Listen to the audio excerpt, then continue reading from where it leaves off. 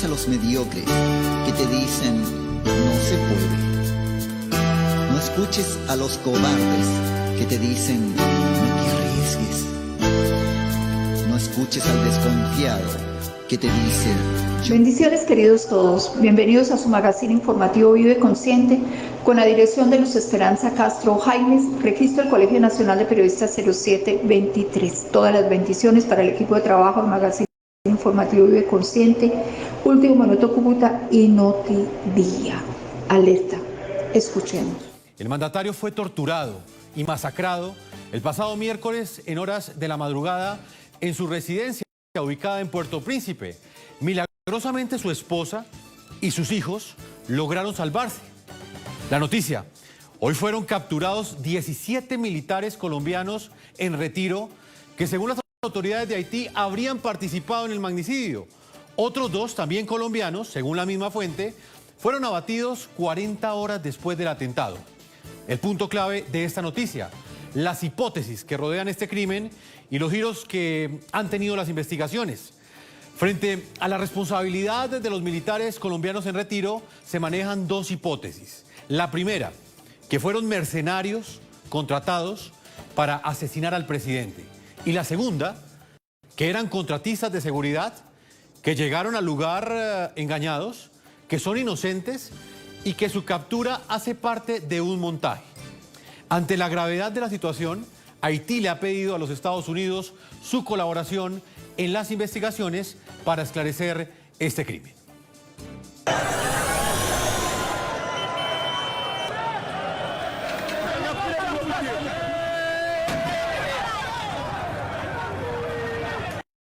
A 2 meses de elecciones generales, un grave hecho agudizó la tensión y la inestabilidad política de esta nación de 11.2 millones de habitantes y que comparte junto a República Dominicana la isla La Española en el Caribe. Ocurrió en el barrio de Pétionville de Puerto Príncipe, considerado un sector exclusivo de la capital haitiana. Era la 1 de la madrugada del miércoles 7 de julio. Un comando fuertemente armado y que aseguró ser de la DEA irrumpió en la casa del presidente Jovenel Moïse.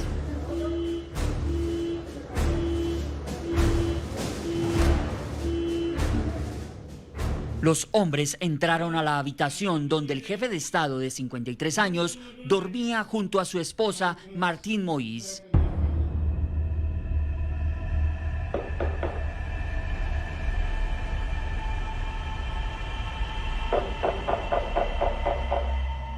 Y antes de ser asesinado con al menos 12 impactos de arma de fuego, Jovenel Moïse fue torturado, según los informes oficiales que horas después se conocerían.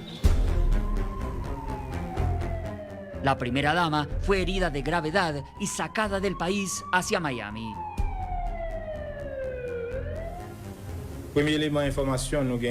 Los primeros elementos de información que tenemos a nuestra disposición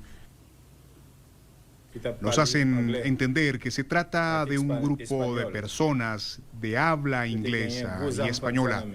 Llevaban armas de gran calibre y mataron al presidente. Pero ¿quiénes fueron los responsables materiales del magnicidio? ¿Fueron mercenarios los encargados de ejecutarlo? Las fuerzas de seguridad de Haití, en un amplio operativo, lograron la detención de 17 presuntos implicados y dar de baja a otros 3.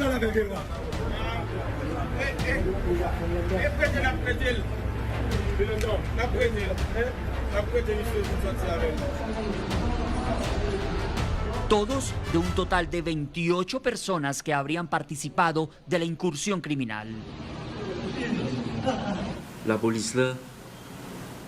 La policía está librando una batalla. Los bloqueamos en el camino cuando abandonaban la escena del crimen. Desde entonces hemos estado luchando contra ellos. Los abatiremos o los capturaremos. De los 17 capturados, 15 resultaron ser colombianos y 2 estadounidenses de origen haitiano. y entre los 3 abatidos hay también 2 colombianos. En el día de hoy, la Interpol ha solicitado oficialmente información al gobierno colombiano y a nuestra Policía Nacional sobre los presuntos responsables de este hecho. Inicialmente, la información señala que son ciudadanos colombianos, miembros retirados del Ejército Nacional.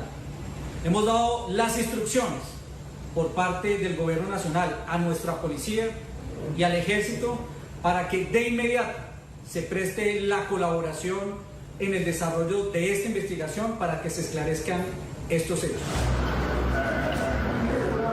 No obstante las capturas logradas, por ahora hay más preguntas que respuestas sobre las razones y sobre quién o quiénes ordenaron y por qué el ataque contra el presidente de Haití que acabó con su vida.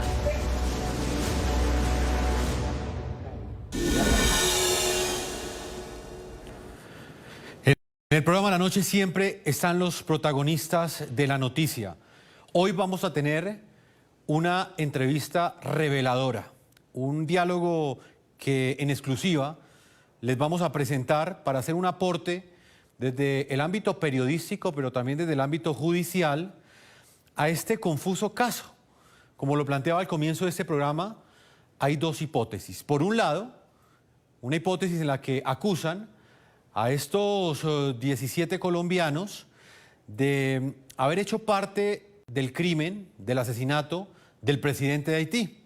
Y por el otro lado, una segunda hipótesis que ha comenzado a ganar fuerza en las últimas horas. Esta indica que supuestamente esos colombianos habrían sido engañados y que estaban en Haití trabajando para una empresa de seguridad. Serán las autoridades judiciales las encargadas de esclarecer realmente qué fue lo que sucedió. Nosotros como periodistas del programa La Noche, hoy vamos a hablar con Joana Romero Duzán. Ella es la esposa del sargento primero en retiro Mauricio Javier Romero Medina, uno de los militares acusados por la policía de Haití de participar en el asesinato del presidente de ese país el pasado 7 de julio. Mauricio Javier Medina es una de las 3 personas que las autoridades haitianas reportan como abatidos en medio de las operaciones que desplegó la policía tras el magnicidio del presidente de Haití. Señora Joana, bienvenida al programa La Noche. Jefferson, muy buenas noches, ¿cómo están? Pues muy impactado con esta noticia, desde una perspectiva completamente humanitaria. Queremos decirle que sentimos el dolor que en este momento vive su familia, la acompañamos en su dolor. Esperamos que sean las autoridades, como lo dije al comienzo, las encargadas de esclarecer realmente qué sucedió. Le quiero comenzar preguntando algo que han planteado las autoridades del gobierno de Haití, específicamente la policía. Ellos han dicho que su esposo, Mauricio Javier Romero, está involucrado en el asesinato del presidente de Haití. Usted como esposa de Mauricio, ¿qué piensa de estas acusaciones? Pues desafortunadamente yo hablo desde lo que conocí de mi esposo y como su esposa, como su compañera de vida por más de 20 años, puedo decir que son unas acusaciones que no se ajustan a lo que él era, porque todo aquel que conoció a mi esposo, a Mauricio Javier, sabe que era un hombre que nunca hacía nada incorrecto, que se destacó durante su tiempo de servicio activo en el ejército porque le gustaba hacer las cosas como era, dentro de la ley, dentro de todo lo que se podía hacer correctamente, y yo sé que esta no era una ocasión diferente. Entonces, esos títulos con los que los medios de comunicación ya lo están tildando, para mí son supremamente dolorosos, porque llamar a una persona mercenario es un título que implica muchas cosas muy malas, cosas que yo por ninguna parte le encuentro a Mauricio y que yo sé que los que lo conocieron saben que estoy diciendo lo que es. Usted dice que su esposo es inocente. ¿Por qué Mauricio estaba en Haití? No, yo no tenía conocimiento de que estuviera en Haití como tal. Entonces, ¿qué información tenía usted entonces? ¿Él dónde se encontraba de acuerdo a lo que él le decía en esas llamadas telefónicas que ustedes sostuvieron durante el último mes? Sí, señor. Pues, a ver, si le soy sincera, cuando a él lo llamaron para invitarlo a este proyecto de trabajo, nunca le dijeron a qué país se iba a dirigir. Solo le dijeron que era un proyecto dentro de los parámetros de la ley, que no tenía nada, no era para llevarlo a hacer nada malo, que no iban a pelear con nadie, bueno, en términos que ellos utilizan cuando se comunican, ¿no? Entonces no hay que pelear con nadie, no hay problemas con ninguno, es un trabajo bueno, es un proyecto a largo plazo. Entonces lo invitó una persona que fue compañero de trabajo de Mauricio cuando él era activo, que lastimosamente también cayó dentro de las personas que fueron abatidas allá en Haití, el señor Duvernay Capador. Él lo invitó a ese proyecto y le dijo a mi esposo que él quería que fuera porque conocía de sus capacidades laborales, conocía de su honestidad, conocía de su buen trabajo y que quería darle como esa oportunidad de que él fuera y viera que era un buen trabajo, una buena oportunidad para alcanzar de pronto unas metas diferentes a las que nos veníamos planteando aquí en la casa, estando él en retiro. ¿Qué tipo de trabajo le ofrecieron a su esposo? Y me gustaría saber por qué él no le quiso decir a qué se iba a ese país centroamericano. Bueno, hasta donde mi conocimiento estuvo, el trabajo que le dijo el señor Duvernay era que era un trabajo sencillo, nunca, por lo menos delante mío, nunca dieron detalles de en sí qué era, pero las veces que hablé con mi esposo, él me decía que el trabajo era más como de algo parecido a una escolta, estar detrás de un personaje, nunca me dijo quién era el personaje. Pero que lo acompañaban a sus reuniones, iban, venían, que andaban con él, todo eso, pero tampoco sabía en qué ciudad estaba porque yo le decía, bueno, pero ¿dónde está? Me decía, no, negra, esa información no se la puedo dar y mucho menos por teléfono. Entonces, esa era la información que yo conocía. Yo le decía, y recuerdo mucho que en una ocasión recién él se fue, le dije, ya que está allá, ya que conoce el trabajo, de verdad vale la pena que se quede allá, vale la pena que estemos lejos. Y él me dijo, sí, negra, él estaba muy entusiasmado porque dijo, sí, negra, el trabajo es bueno, el trabajo es sencillo, dijo, estamos bien, dijo, no es nada complicado, no es nada peligroso, dijo, vale la pena, dijo, podemos pensar en que podamos cumplir ciertas metas que nosotros teníamos a largo plazo, entonces ya no volverlas a largo plazo, sino a corto o a mediano.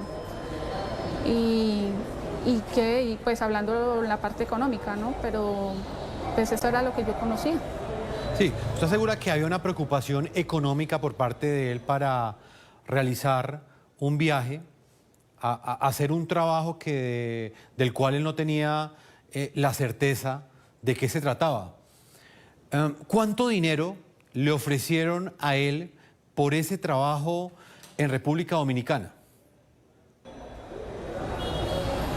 No, él nunca me dio a mí detalles de lo que le fueran a pagar mensualmente, digámoslo así. Nunca me dio detalles. Solo que él me dijo que si las cosas salían bien, podíamos pensar en que que podíamos de pronto empezar a recoger la deuda de la casa que tenemos aquí en Neiva, que la estamos pagando todavía al banco. Entonces, pues él decía que era una buena forma de pensar en que saldáramos esa cuenta siendo el juicioso, ahorrando. Pues yo me quedaba aquí con la tranquilidad de recibir la asignación de sueldo de retiro y para los gastos míos y de mis hijos, y pues que lo que él se ganara ya era eso, era para ahorro, para pensar en venir y empezar a abonarle a la deuda que tenemos en este momento. Estamos hablando con Joana Romero, es la esposa de Mauricio Javier Romero, uno de los militares en retiro colombianos que es acusado del asesinato del presidente de Haití, que fue abatido 40 horas después en una operación de la Policía Nacional de Haití. Señora Joana, reláteme cómo fue ese último momento cuando él sale de Colombia. Según usted me indicó, usted creía que él iba para República Dominicana y no para Haití. De hecho, usted siempre creyó que él estaba en ese país. Para usted fue una sorpresa enterarse que realmente estaba en el país vecino, en Haití. Cuénteme cómo fue ese último día.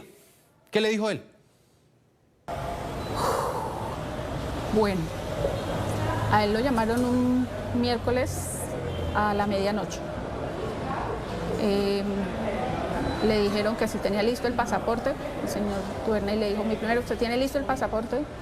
Le dijo, sí. Le dijo, le tengo el trabajo, es un trabajo bueno, no hay que ir a pelear con nadie, el trabajo es seguro, yo no lo voy a poner a correr riesgos, pero quiero que usted se vaya conmigo, quiero que usted trabaje a mi lado porque es un buen trabajo y yo sé de la calidad de trabajador que es usted, de la calidad humana que usted tiene,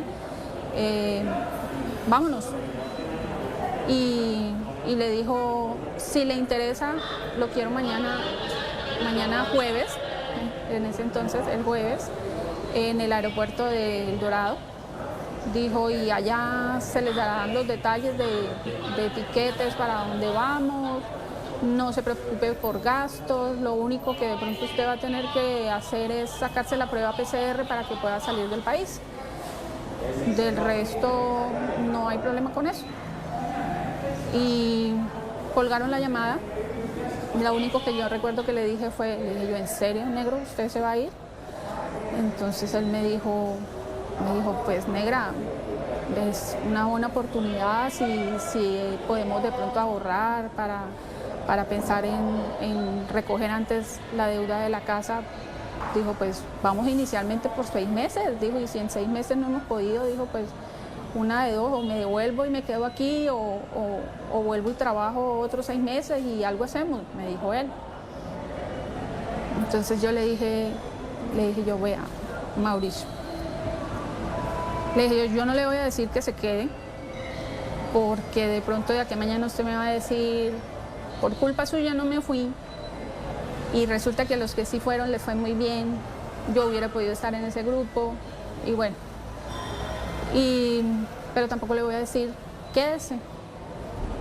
Entonces le dije yo, la decisión que usted tome, como lo hice durante los 20 años de matrimonio que tuve a su lado, la decisión que usted tome, yo se la respaldo. Si usted me dice, yo me voy, listo, negro, váyase, que le vaya muy bien, que sea con los propósitos que usted tiene. Y él dijo, ¿qué más le puedo decir? Y si me dice, me quedo, no tengo problema tampoco, porque pues ya él estaba en uso de buen retiro, estábamos tranquilos, vivimos bien en la casa. La única de pronto preocupación que tenía Mauricio era eso, lo de recoger la deuda de la casa, pero no era más. Entonces yo le dije, entonces si se queda, no me estorba en la casa. Entonces, lo que tú decías. Y él me dijo, bueno, entonces hagámosle. Fue lo último que hablamos así. Ya al día siguiente, pues, tuvimos que madrugar a hacer diligencias de pruebas, de examen médico para llevar al aeropuerto, de comprar útiles de aseo, bueno, todo lo que implica un viaje y alistar maleta, la poca ropa que llevó y ya. Acá hay un punto clave, Johanna, y es este personaje que usted acaba de nombrar, Duvernay Capador. Él, junto con su esposo, perdió la vida, fue abatido en Haití y es otro de los acusados del asesinato del presidente de este país centroamericano. ¿Cómo era la amistad de él con Duvernay Capador? ¿De dónde se conocían?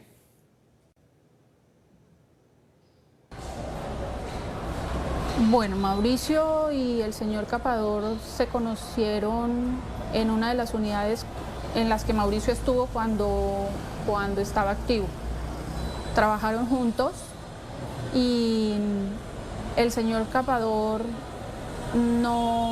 pues entiendo que por cuestiones de salud no alcanzó muchas metas, digámoslo así, que a veces los militares se ponen en ciertas épocas de su carrera. Entonces, por cuestiones de salud, si mal no recuerdo, el señor tenía problemas, creo que de tiroides, y en ese tiempo estaba pasado de peso. Entonces, casi siempre tenía problemas con las pruebas físicas y eso, y el señor decidió retirarse. El señor entiendo que estaba retirado primero que Mauricio. Mauricio se retiró en diciembre del 2019 y esa era la relación que ellos tenían, así nada más. Ellos, pues por lo menos que yo haya recordado de que se vivieran escribiendo o que se vivieran llamando, no. Solamente que unos días antes de la llamada del señor Capador, mi hija había cumplido años, entonces habíamos colocado unas fotos en los estados de WhatsApp y el señor, viendo los estados de WhatsApp, reencontró a Mauricio y por eso lo ubicó. Y le hizo esa propuesta, según lo que usted pudo presenciar y nos cuenta hoy aquí en la noche. ¿En qué fecha viajó su esposo a República Dominicana y quién lo acompañó en ese viaje? Bueno, ¿con quién no les sabría decir? Porque pues yo no conocí si hubo más gente que viajara ese día con él o algo así. ¿Y en qué fecha? Eso fue aproximadamente como el 4 de junio más o menos. ¿Quiénes eran los militares en retiro colombianos capturados como presuntos partícipes del magnicidio del presidente de Haití? O sea, ¿cómo llegaron ellos al país caribeño? Yo creo que esa es una de las grandes preguntas que nos hacemos hoy en Colombia y en el resto del continente americano. Vamos a marcar una primera pausa a comerciales. Cuando regresemos, continuaremos con este diálogo con Johanna, una voz que hasta ahora no ha sido escuchada. Ella rompe su silencio hoy aquí en el programa La Noche, asegura que su esposo es inocente y nos relata por qué razón tomó la decisión de irse del país y específicamente a qué se lo llevaron a Centroamérica, a República Dominicana y luego a Haití. Ya volvemos. Si tú eres de los que paga a tiempo la factura del agua, ¡prepárate! Porque Aguas Capital Cúcuta sorteará 6.500.000 pesos entre los más puntuales. Así que conéctate este viernes a nuestras veladas culturales virtuales a partir de las 7 de la noche por nuestra página de Facebook y sé uno de los ganadores. Sorteos millonarios. En medio del lodo y los malos olores, la cuadrilla Aguas Capital Cúcuta trabaja por el bienestar de los cucuteños. Mi nombre es Neider Bustos, yo hago parte del Centro de Negocio Alcantarillado, la cuadrilla de Canales. Bueno, llevo aproximadamente un año en Aguas Capital. Yo trabajo para aquí para poder ayudar en el sustento de mi familia. Algunos de mis compañeros son padres de familia y gracias a esto pueden sacar sus familias adelante. Lo más difícil de nosotros es entrar a este lodo donde hay esta basura para poder realizar nuestro trabajo. Mi nombre es Luz Pedraza, habitante del barrio Carora. Es extremadamente fuerte el trabajo de ellos y no muy valorado muchos por vecinos por acá que siguen aún, estando ellos trabajando, lanzándoles basura. Sin importar el sol, la lluvia o las adversidades del terreno, estos hombres que nos enorgullecen hacen el trabajo que pocos se atreven a realizar. Bueno, nuestra cuadrilla se encarga de limpiar los boscurves, los canales y los desarenadores. La gente bota mucho mugre, tenemos que limpiar hasta allá, hasta el fondo, donde se ven. Nosotros venimos carreteando, le echamos a la máquina y la máquina saca la volqueta. Estas son las historias que nos enorgullecen.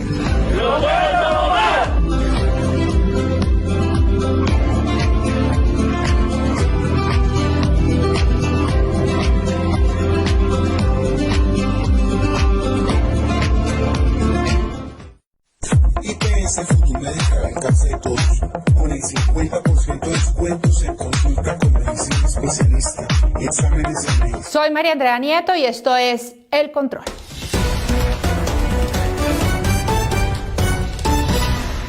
Hoy le haremos el control a una incertidumbre. Sí, les hablo del movimiento de las precandidaturas presidenciales del partido de gobierno, el Centro Democrático. Ayer, una de las figuras más importantes de ese partido anunció el cierre del proceso jurídico que lo tenía muy enredado. Se trata del ex candidato presidencial Óscar Iván Zuluaga, que a través de un comunicado de prensa anunció que a su hijo David Zuluaga, la Fiscalía General de la Nación había cerrado la investigación que adelantaba en su contra por cuenta de la gerencia de la campaña de 2014 por el caso del falso hacker. Comunicado al país: nunca una mentira será más fuerte que la verdad si se defiende con la cabeza en alto y sin desmayo. Los temas que preocupan a Colombia merecen inmediata atención y nuestra voluntad de resolverlos, actuando unidos por el bien común.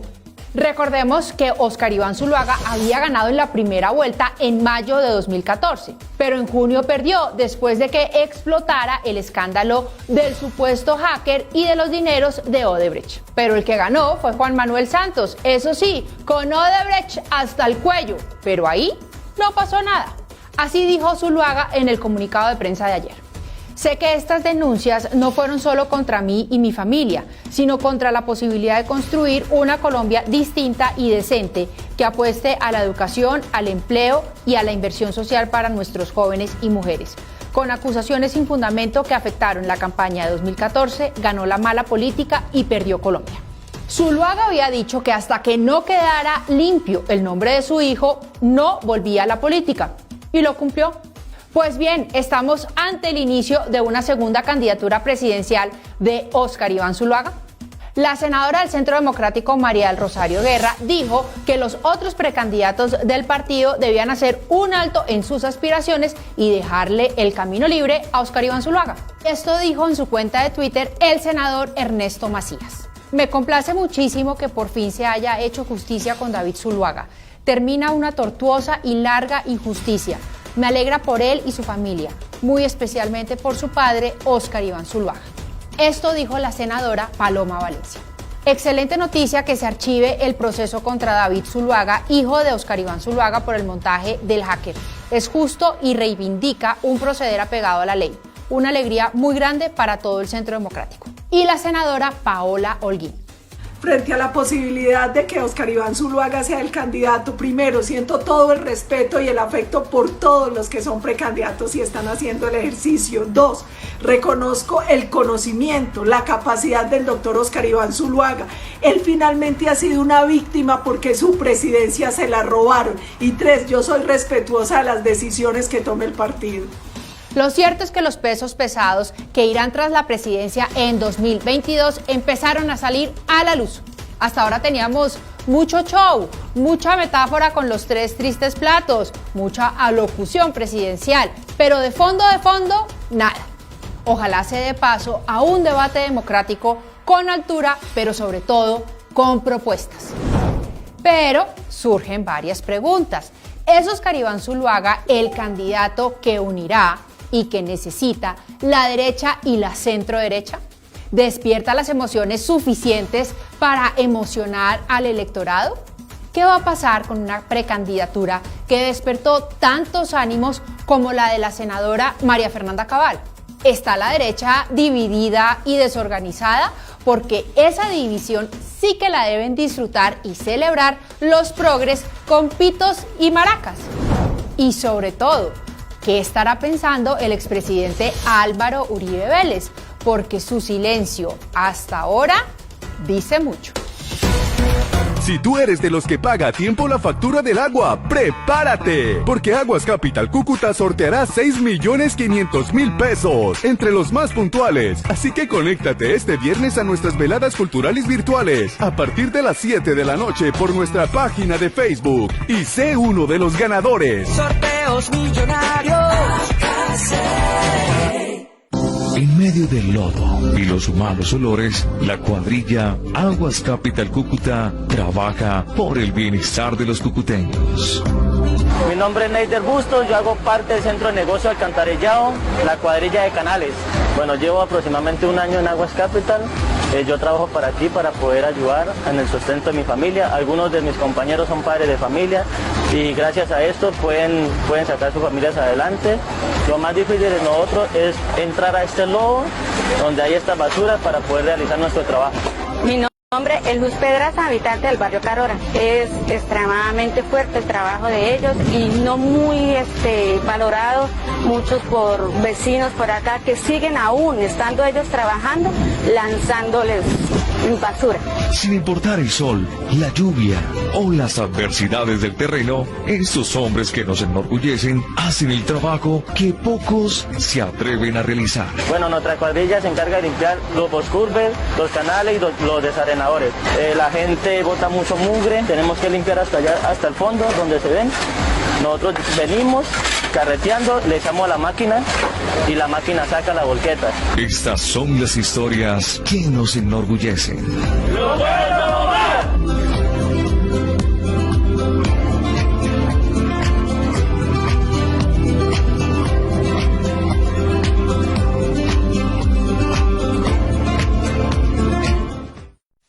IPS Futumédica al alcance de todos, con el 50% de descuentos en consulta con medicina especialista, exámenes en medicina preventiva. Si tú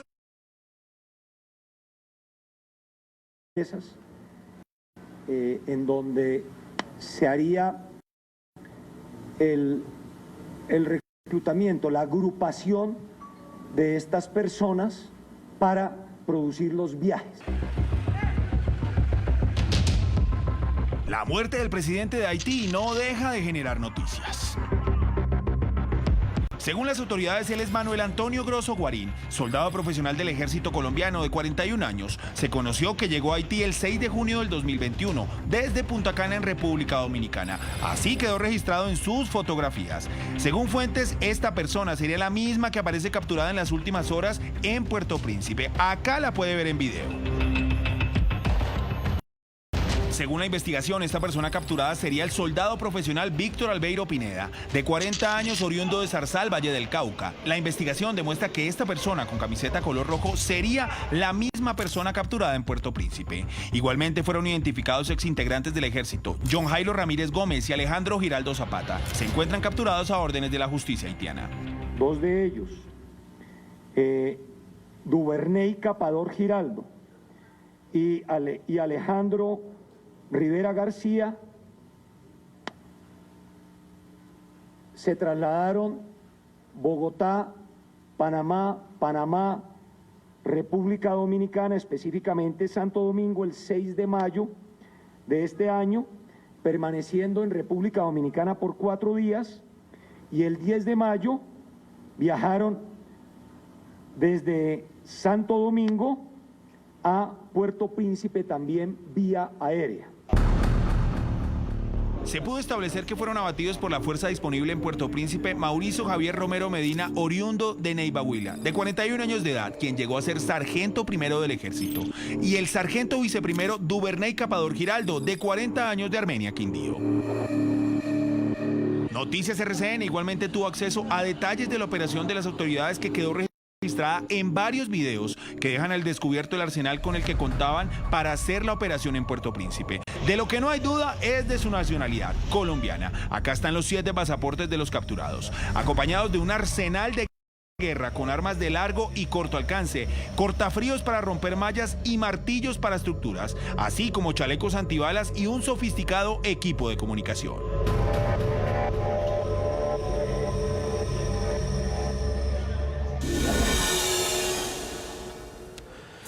Continuamos en esta entrevista con Joana. Ella es la esposa del sargento Mauricio Javier Romero. Joana Romero está con nosotros, hablando en exclusiva por primera vez en el programa La Noche. Ha decidido romper su silencio en un momento muy difícil para su vida. Su esposo es uno de los 2 colombianos que fue abatido en las últimas horas en Haití y es acusado del asesinato del presidente de Haití. Joana, hablemos de la última vez que usted habló con su esposo. ¿Qué le dijo él en ese momento? La última vez que me hablé con Mauricio fue el día martes, que llamó en la noche a decirme que estaban sin energía eléctrica. Por lo mismo no había wifi, no había internet, que tenía que guardar batería del celular por cuestiones de trabajo, por si llegaban a necesitarlo. Entonces me dijo que por favor en cualquier momento cuando él tuviera la forma me volvía a llamar. Esto sucedió el martes en la noche. El asesinato del presidente de Haití fue el miércoles en horas de la madrugada, es decir, usted habló con él pocas horas antes de la muerte del mandatario centroamericano. ¿Cómo se entera de la muerte del sargento Mauricio Javier Romero? Bueno, pues enterarme como tal venía siendo un proceso. Porque desde el momento de que empezaron a hablar que al parecer en la muerte del señor presidente en Haití estaban involucrados colombianos y que estaban siendo capturados y todo eso, no sé, llámelo sexto sentido, llámelo como quieran llamarlo, yo sé que hay mucha gente que no cree en eso, pero había algo que no me dejaba tranquila. Aquí donde estoy ya voy a completar 3 noches sin dormir. No me dejaba tranquila y pues yo nada más daba espera a que él se comunicara, le dejaba mensajes en WhatsApp. Negro, por favor, comunícate, ¿dónde estás? ¿Cómo estás? ¿Qué pasó? ¿Por qué estás perdido? Pero nunca me contestó. Anoche mi cuñado, el hermano de Mauricio, me llamó y me dijo, Joana, mire que pasó esto, ya van 15. Yo miré los videos y miré las fotos deseando y no deseando encontrarlo, verlo ahí. Cuando no lo vi, fue peor, pues peor la incertidumbre, peor la angustia de no saber nada, de no tener alguien a quien llamar y preguntar, algún número donde uno comunicarse y preguntar por la persona por la que tú quieres saber. Entonces, pues nada, me tocó esperar. Sin embargo, mi cuñado llegó en la madrugada a mi casa con la noticia de que ya estaban en los medios de prensa, en los medios de comunicación escritos, que ya habían salido los nombres de los 2 abatidos, que ya habían sido reconocidos, el señor Capador y mi esposo. Sin embargo, todos estábamos con la angustia de que no es él. De pronto pues dieron mala información, no, esperemos. Dicen que están buscando más gente, no puede estar por allá, ¿qué pasó? ¿Cómo así? ¿Por qué en Haití? Bueno, empezaron las preguntas. no, esperemos, ¿qué pasó? Y lastimosamente, pues yo tuve que contarle a mi hija en la madrugada del suceso y decirle que pues que al parecer mi esposo estaba involucrado, que no sabíamos por qué, pero que había que estar preparados para cualquier cosa. Y fue a mi hija, precisamente, a quien le mandaron un video donde lo muestran a él cuando fue a batir. Viendo el video ya no tuve duda alguna porque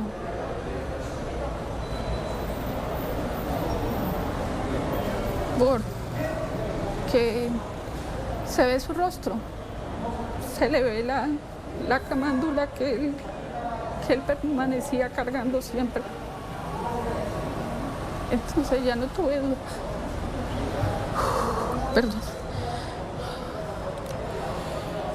Señora Johanna, sabemos lo difícil que es para su familia enfrentar algo tan complejo y tan inexplicable, porque como lo hemos planteado el día de hoy, hay muchas versiones sobre lo que estaba haciendo su esposo en Haití. ¿Usted qué le responde a quienes hoy califican a su esposo de ser un mercenario, de ser un asesino? Que me parece una palabra horrible, horrible en todo el sentido. Que es una palabra que no se acerca en lo más mínimo a lo que era Mauricio Javier como trabajador y mucho menos como persona. Mucho menos como persona. Desafortunadamente solamente quienes lo conocimos, vuelvo y le repito, solamente quienes lo conocimos, sabemos la clase de persona que fue, la clase de trabajador que era y que él no se hubiera prestado para una circunstancia como la que ahora lo están involucrando. Él, créame que si a él puedo meter las manos a la candela por él, que donde le hubieran dicho desde un principio que era de pronto pensando en esa situación por la que ahora los están tildando de mercenario, él no se hubiera prestado para eso. Y le pregunto entonces ahora por la segunda hipótesis. ¿Usted cree entonces que su esposo fue engañado por esa empresa de seguridad que lo contrató para ir a trabajar, primero pues estar en República Dominicana y luego pasar la frontera y cruzar a Haití? Pues más que engañado, yo creo que mi esposo pecó de pronto por confiar de más. No quiero adjudicarle culpas a nadie y mucho menos, por ejemplo, en este caso al señor Capador, que fue quien invitó a mi esposo a realizar ese viaje, porque él no tiene en este momento forma de defenderse. Y sería muy, no sé, muy cobarde de mi parte ponerme a juzgar a alguien cuando él no está en condiciones de él dar su opinión, su punto de vista o la realidad de sus cosas. Entonces yo no me puedo poner a decir eso. Pero yo sigo pensando que Mauricio pecó por exceso de confianza. Él no se hizo muchas preguntas, él confió en lo que le dijeron, él vio la oportunidad, una buena oportunidad de sentirse útil todavía, como lo estaba laboralmente, porque pues era un hombre de 45 años, es un hombre joven, que estuvo toda su vida, que fue un hombre atlético, que permanecía bien físicamente, pues acostumbrado a trotes, a todas las cosas que la vida militar implica. Entonces, en ese sentido, yo considero que el pecó fue por exceso de confianza, que él de pronto le faltó lo que nosotros llamamos malicia indígena. Pero pues ya ya eso no sirve de nada, ni siquiera que yo lo diga, porque pues así lo hubiera tenido, ya las cosas sucedieron y no podemos hacer nada más. Es muy importante su versión, señora Johanna. También respetamos profundamente su dolor porque tenemos la versión de las autoridades de Haití, pero no habíamos escuchado a las familias, tampoco hemos escuchado a esos militares en retiro colombianos que están detenidos en este momento en Haití. Periodísticamente tenemos que presentarles a nuestros televidentes todas las versiones. Para finalizar, señora Johanna, ¿alguna autoridad de Haití o de Colombia se ha comunicado con usted para escucharla o por lo menos para hablarle en términos humanitarios de la repatriación del cuerpo de su esposo? Desafortunadamente, y es doloroso decirlo, que no he recibido ningún tipo de comunicación, ni siquiera del gobierno nacional, mucho menos del haitiano. Con mi cuñado, ahora que está aquí acompañándome en la ciudad, él por su lado y yo por el mío hemos estado llamando a todos los conocidos que tenemos, a abogados, tratando de comunicarnos con la Cancillería, con el Ministerio de Relaciones Exteriores, con consulados, con la Embajada misma de Haití, y no ha sido posible ni siquiera que nos den información de cuál es el trámite a seguir.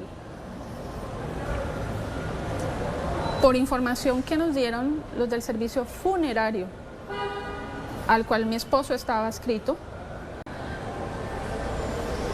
lo único que sabemos es que pensar en repatriar el cuerpo es un trámite que en pesos colombianos puede llegar hasta los 40 o 50 millones de pesos.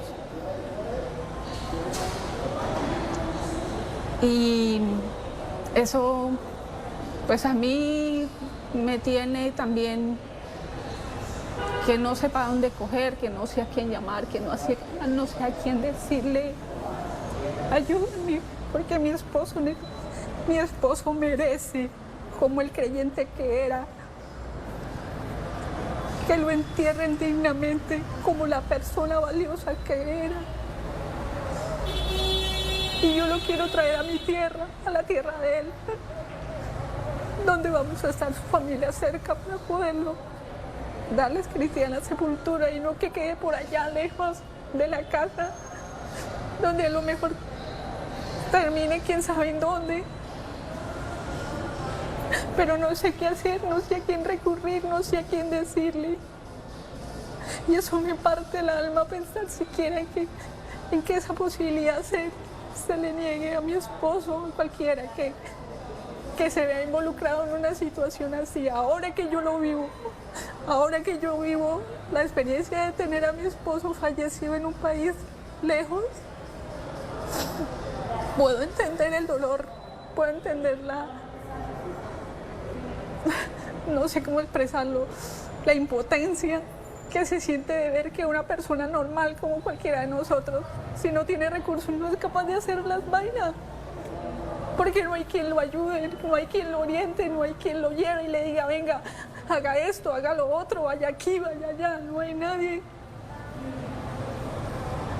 Yo, Giovanna Arely Romero, tomé la decisión de empezar a sacar fotocopias de todos los papeles que tengo, registros civiles de matrimonio, registros de nacimiento, de todo lo que contengo de papeles, para que si me dicen traiga una carpeta con copia de cada cosa y déjela radicada en la Cancillería, el lunes estoy en la Cancillería. O si me dicen radique la carpeta en la embajada de Haití, voy y la radico, pero no sé qué debo hacer. Doña Johanna, lo he reiterado desde el comienzo, las autoridades tienen que establecer realmente qué sucedió, pero ustedes como familia, en términos humanitarios, tienen derecho a hacer ese luto y exigir que les permitan darle ese último adiós a ese papá, a ese esposo que fue abatido en Haití, que es acusado de participar del atentado contra el presidente de este país centroamericano, pero que al mismo tiempo hay otras hipótesis que indican que todos ellos fueron engañados. Yo le voy a pedir que me espere unos minutos, ya regresamos a la tercera y última parte de este programa La Noche. Ya volvemos.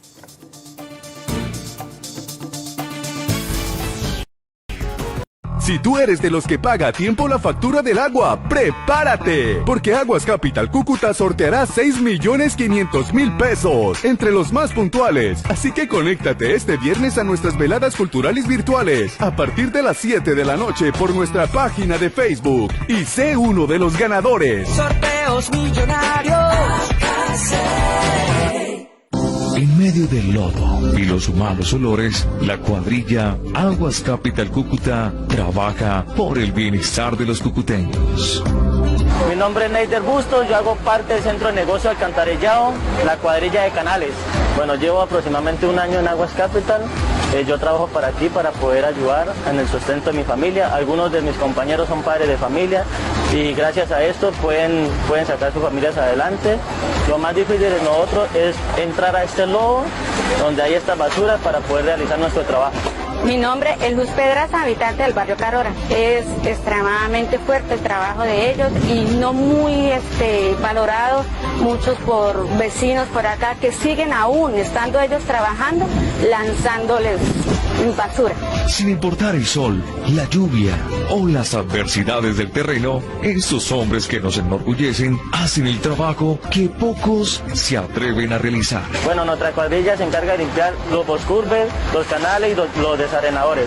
La gente bota mucho mugre, tenemos que limpiar hasta allá, hasta el fondo donde se ven. Nosotros venimos carreteando, le echamos a la máquina y la máquina saca la volqueta. Estas son las historias que nos enorgullecen. ¡Lo puedo más!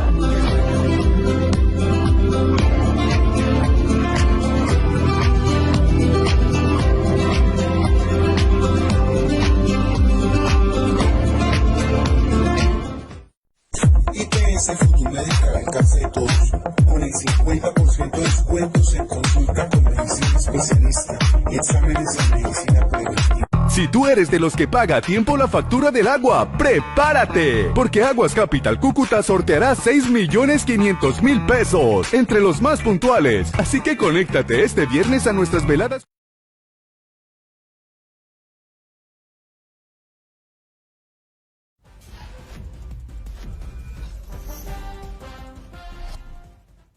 Cuatro de la tarde, 37 minutos. Gracias por estar con nosotros con Semana Noticias, el primer canal digital de Colombia. Y mucha atención porque se siguen conociendo detalles del crimen, del magnicidio del presidente de Haití, Jovenel Moïse. Esto en donde estarían implicados militares colombianos. Sin embargo, se han conocido varios detalles a raíz de esa cooperación y comunicación permanente que están sosteniendo en este momento las autoridades colombianas a través de Interpol, la Cancillería, las embajadas de los dos países con autoridades haitianas. Pues allí lo que se está mencionando es que, y se ha pedido, también ha conocido Semana Noticias, es que las autoridades de Haití han solicitado que viaje un equipo especial de investigadores allí para poder avanzar en la investigación y determinar de verdad cuál fue el papel de los exmilitares colombianos. Dos de ellos, hay que señalar, fallecieron en medio de una operación, un operativo de las autoridades haitianas luego de que se conociera el crimen del presidente de este país, pero en ese momento también hay otras personas capturadas. Por lo menos 15 exmilitares colombianos han sido capturados por las autoridades de ese país, en donde inicialmente se habría sostenido que ellos habrían participado en ese operativo o en esa misión suicida prácticamente para asesinar al presidente de Haití. Sin embargo, lo que se ha conocido últimamente es que al parecer ellos estarían haciendo todo lo contrario, habrían sido contratados para brindar un esquema de seguridad o de protección especial al presidente de Haití. Sin embargo, eso es lo que están buscando en este momento, esclarecer las autoridades de los dos países. ¿Por qué hay un afán en este momento por enviar esa comisión especial de investigadores? Porque según lo que ha conocido Semana Noticias, es que hasta el momento y en la trazabilidad que se le ha hecho a los militares retirados colombianos que llegaron allí a la isla es que hicieron todos sus trámites legales, viajaron con pasaportes legales, sus estadías estuvieron de manera legal, incluso algunos de los militares retirados colombianos tuvieron tiempo para hacer una especie de turismo. Es decir, para las autoridades todos estos elementos pues no están encajando en la hipótesis principal sobre que se trataría de ese magnicidio y en el cual habrían participado los militares retirados colombianos. Por eso es que se envió esa comisión especial de alto nivel. Han dicho las autoridades colombianas que incluso 2 oficiales de alto rango de Colombia viajaron o van a viajar en las próximas horas a la isla para poder desentramar toda esta todo este caso judicial de homicidio que se ha dado allí en contra del presidente de Haití que fue asesinado. Quien manifestó y quien explicó más sobre esa comisión que viajará allí a la isla fue el comandante de las fuerzas militares, el general Luis Fernando Navarro, quien entregó los detalles y los nombres de cuáles serán esos oficiales activos y en retiro que viajarán para poderse entrevistar con los militares en retiro colombianos y que cuenten qué fue lo que pasó, quién fue el que los contrató, por qué llegaron a la isla y bajo qué condiciones. Escuchemos. Se conformó un equipo interinstitucional en cabeza de Interpol Colombia, con el apoyo de la inteligencia y contrainteligencia de las fuerzas militares, la Oficina de Personal del Ejército, la DIJÍN, la DIPOL, la DNI, la UIAF, la Superintendencia de Vigilancia y Seguridad Privada, Migración Colombia, y en permanente contacto con la Cancillería de nuestro país. Ha dicho que precisamente se mantiene ese contacto permanente para poderle cooperar a las autoridades de Haití en lo que más se pueda. Están entregando la información en tiempo real prácticamente de, por ejemplo, hojas de vida, antecedentes judiciales de los militares colombianos que están, ninguno está activo, ha sido enfático el gobierno nacional y también la fuerza pública colombiana, pero sin embargo el general Navarro señaló que lo que se busca es esclarecer lo más pronto posible los hechos, saber los móviles y quiénes o qué organización transnacional o nacional allí de Haití estaría detrás de este magnicidio. Escuchemos al general Navarro. El señor presidente ordenó el viaje a Haití del director de la DNI, señor almirante Rodolfo Amaya, del director de DIPOL, señor brigadier general de la policía Norberto Mujica, y un oficial de la Oficina Central de Interpol Colombia de la Policía Nacional para sumarse a las investigaciones y de apoyo a las autoridades haitianas. Es lo que ha mencionado el general Luis Fernando Navarro sobre esa situación, y es que hay que indicar que también en Semana Noticias ha revelado en exclusiva precisamente todo esto que se estaría dando en relación a lo que sería ese viraje de 180 grados en la investigación que avanza en este momento de carácter urgente entre autoridades colombianas, autoridades de Haití. También se está dando en este momento el despliegue de mayor capacidad para poder desentramar todo esto que ha sido hasta el momento de impacto a nivel internacional y que ha generado pues que en este momento oficiales en retiro colombianos estén bajo la lupa a nivel mundial. Semana Noticias, por ejemplo, reveló que se ha conocido una comunicación del consulado en República Dominicana que pone sobre el tapete esa nueva hipótesis de que los colombianos, los militares colombianos no mataron al presidente de Haití. La investigación del magnicidio en este momento está avanzando y por esta situación se podría dar un giro de 180 grados en las próximas horas. ¿Qué dice, por ejemplo, esa comunicación y que ya está en poder del gobierno, en el cual el Consulado colombiano en República Dominicana informa sobre esa nueva hipótesis en este caso? Contrario a lo que sostienen las autoridades haitianas, los militares retirados colombianos no serían los responsables del crimen del mandatario, que recordemos ocurrió en la madrugada del pasado 7 de julio. Por el contrario, ellos habrían viajado con un contrato firmado para prestarle seguridad al amenazado presidente que sabía y que había denunciado públicamente que lo querían matar. De hecho, según esta nueva hipótesis, los colombianos habrían auxiliado a la primera dama, a la esposa del presidente de Haití, tras ser tiroteada por los atacantes y le habrían salvado la vida. Se plantea que los militares retirados colombianos, todos expertos comandos, habían llegado a la casa presidencial después de los hechos, encontrándose con la escena macabra esta del crimen del presidente de Haití. Y es que Semana Noticias ha consultado con varias fuentes militares y aquí hay varios interrogantes que incluso les han llamado la atención. Es la experiencia que tenían que tienen los uniformados o los exuniformados que se encuentran en este momento capturados en Haití. Incluso es todo ese grupo del que haría parte los militares en retiro colombianos, estaban bajo la coordinación de un teniente coronel que prácticamente tuvo más de 20 años de servicio en el ejército. Luego, una persona segunda o quien estaría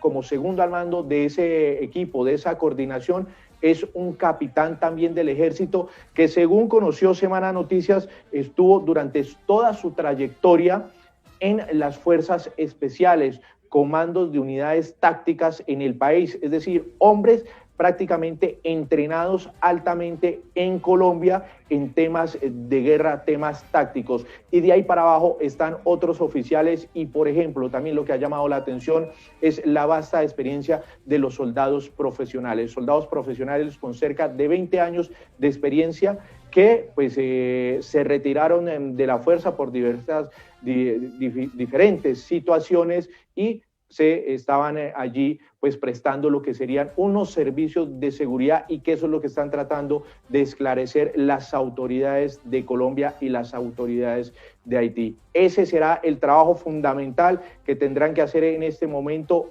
esos oficiales de alto rango que viajaron allí a Haití para poder esclarecer qué fue lo que sucedió. ¿Cuáles son esos militares y esos policías que van a viajar? Escuchemos de nuevo al general Navarro, quien entregó esos detalles.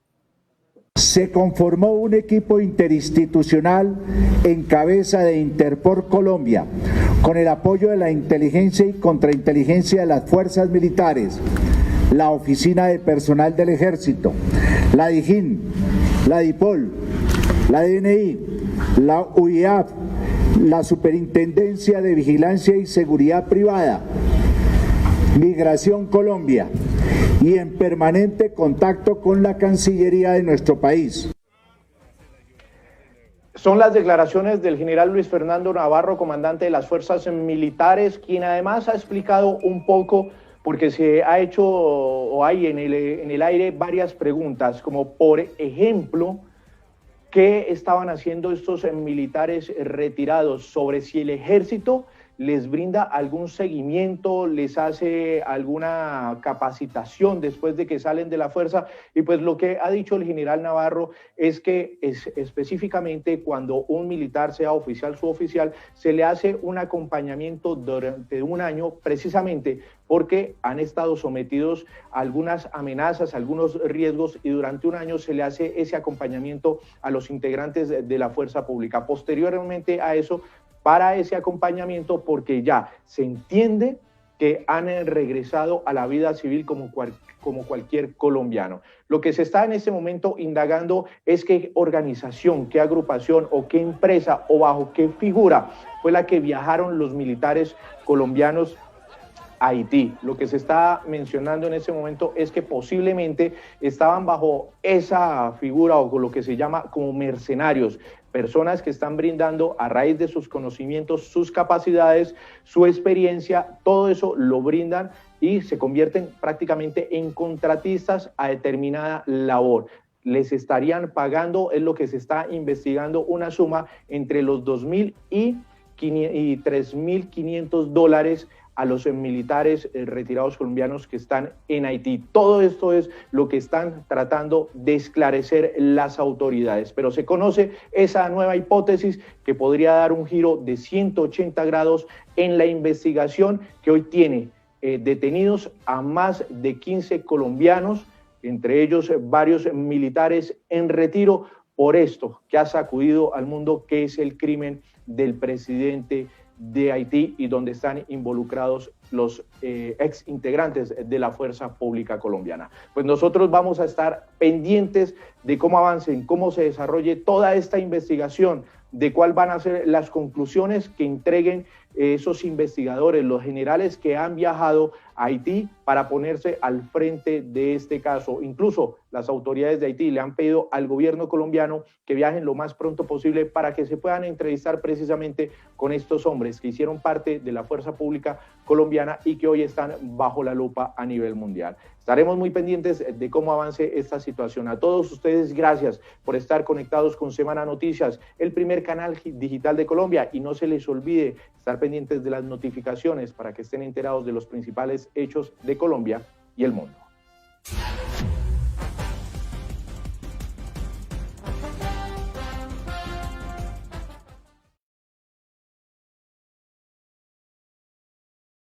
Bueno, queridos, les dejo toda esa información y ese conocimiento en sus mentes y en sus corazones.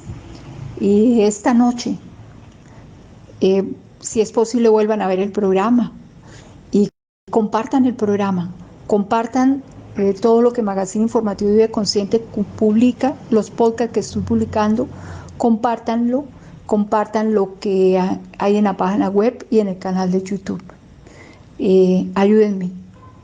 Ayúdenme a cuidar la democracia, a sembrar en la mente y el corazón de los hombres la corresponsabilidad, el amor, la misericordia y la compasión.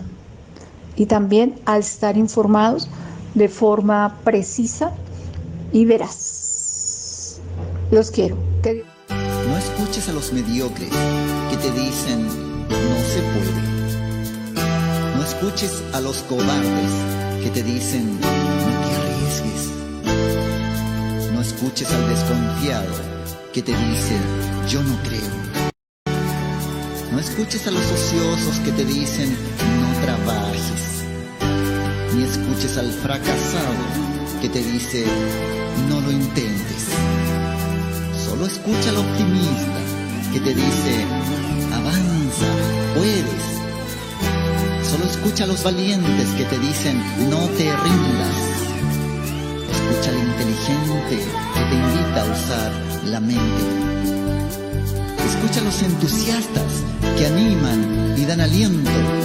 A los grandes triunfadores que sueñan con lo imposible. Escucha a los que conocen el camino a la victoria. Ellos construirán mundos, imperios, galaxias, soles.